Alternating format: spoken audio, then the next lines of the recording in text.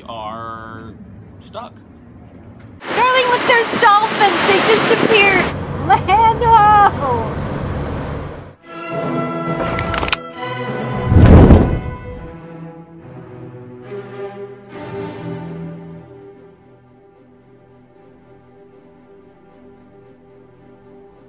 Bora and I still work careers in California. While we're away from the boat, we have people that look after it, and we'll coordinate it to have the boat cleaned before we arrive after being gone 4 to 6 weeks. They'll clean all the surfaces inside and out, including the deck, launder all the linens, make the beds. We're real grateful to have these people that'll come out and tend to our boat while we're gone. The day that we arrive, they'll turn on the refrigerator and stock it with whatever we've asked them to put in there, so we can arrive on a boat that's almost ready to go. We landed in the late afternoon, and Sam, our normal driver, took us to get checked out because we leave tomorrow for Aruba. We're all checked out. And oh, look what's over here. Luxury. Hotel on water. We asked Sam to join us over dinner. They delivered our tower of food on I skewers. And Sam is with us. Sam took care of us today. Thank you. Thank you. Escapadas. Captain's log. Sea date, March 9th. We are in Curaçao for the last day, and yesterday was a travel day. We got up early this morning, did a bunch of boat checks, and now we're about ready to head out to Aruba. And why are we heading to Aruba? We are going to meet our daughter and her husband. Yay! Yeah, so Melissa and Eric are going to be meeting us in Aruba, and we're going to party there for 10 days. So the only thing we have left to do here is check out of the marina and pay the bill. And then away we go. And I still have to send a WhatsApp to my mother so she can worry. Here we go. Leaving Curaçao. Underway. So at this point we're about to go through that really narrow strait where we came in, passing the Santa Barbara Plantation Resort. Captain Steve at the helm. The Admiral aboard for good measure.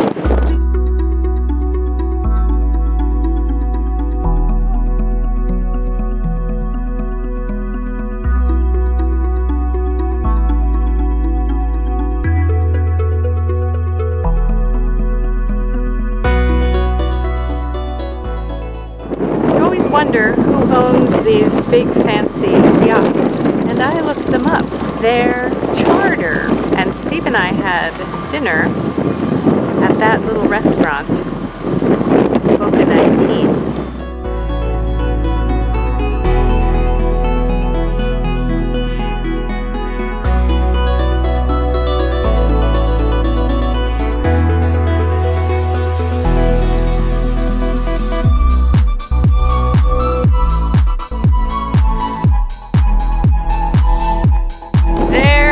The open ocean.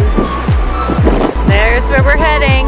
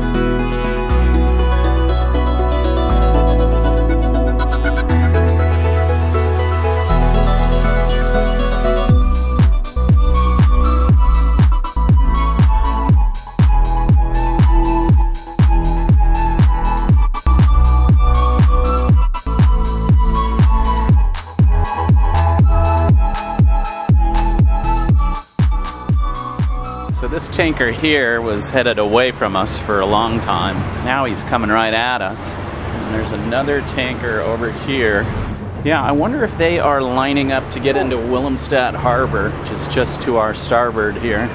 Yeah, they're probably lining up, and I'm in their way. Oh, look, there's a cruise ship over there. So now he's turned a little bit, and he's going to go... Looks like he's going to go behind us. Large following seas. Yeah, it really shows how the dinghy doesn't sit high enough on these older late 2000 Leopards. Like the propeller from the outboard motor is spending some time in the water. Yeah, so why don't I start the dinghy engine, point it in the right direction, and, you know, maybe we'll get another knot. What do you think, guys? Huh? And as Curaçao fades in the distance, the Admiral makes lunch. Hey, what do you got there?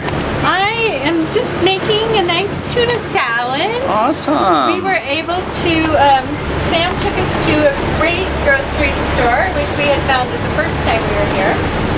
And we've got some fresh parsley and green onion and celery chopped up in it. Cool.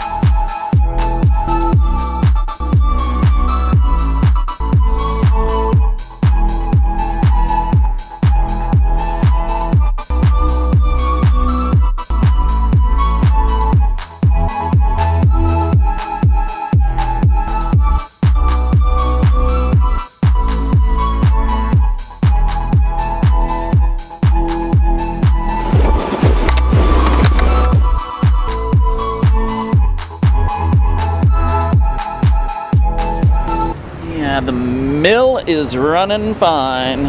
We're at about 2,800 RPMs, both engines, and we're cruising along at 8 knots. It's a consistent 8 knots. Sometimes it hits 9, but for the most part, we're doing 8. Now with the wind directly behind us, even if I wanted to sail, you know, we would have to be jibing because I don't have a spinnaker. We would need to keep the wind at 120 degrees behind us for the jib.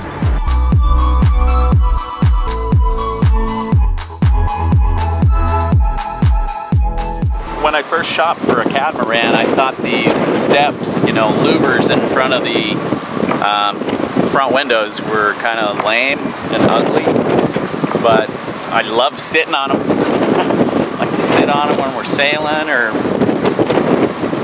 checking it out. It's a good spot. I like them now.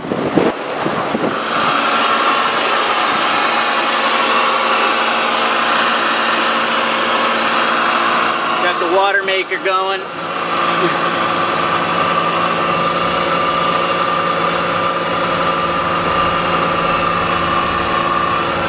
And making about 10 gallons per hour.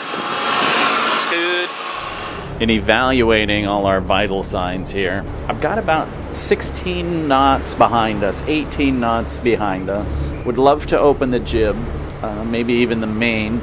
To do that, you know, I don't have a spinnaker, so in order to get the jib, I've got to go to about 120 degrees to the wind. That puts me on a course, you know, away from where we need to be. And then I'll have to jibe back and forth, and probably delay us by 2 or 3 hours. Time is kind of the essence. Melissa and Eric land in the early evening, and we would like to already be there. Just gonna keep motoring straight towards Aruba. Sometimes you just gotta get there. Yeah, you can't be in a hurry when you're sailing. Got a little flying fish here that he was on the trampoline, so he died. Tossing him back in.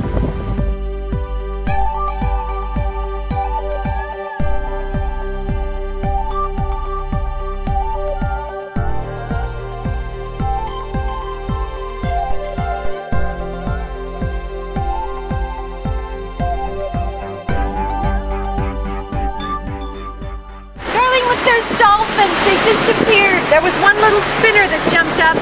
There's a bunch under the water. There. Hi, buddy. Hi. Awesome. Well, that makes the day better. I know, I was very excited.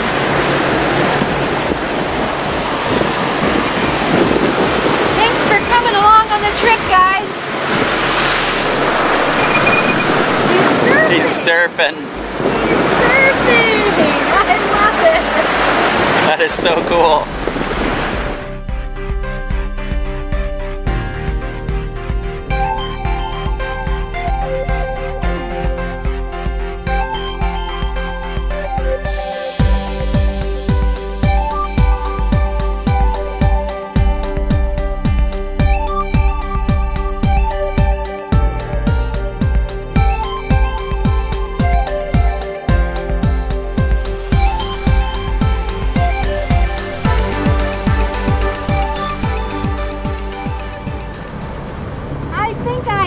Something on the horizon.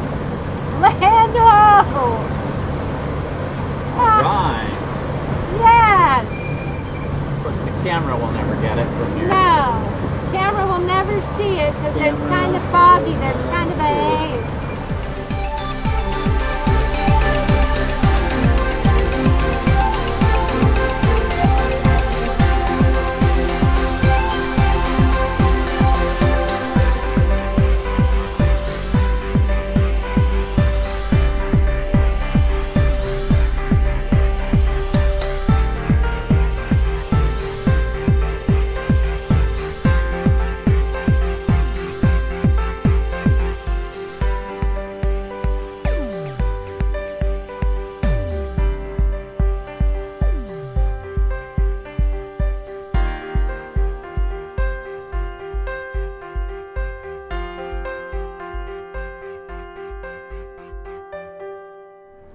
Captain's log.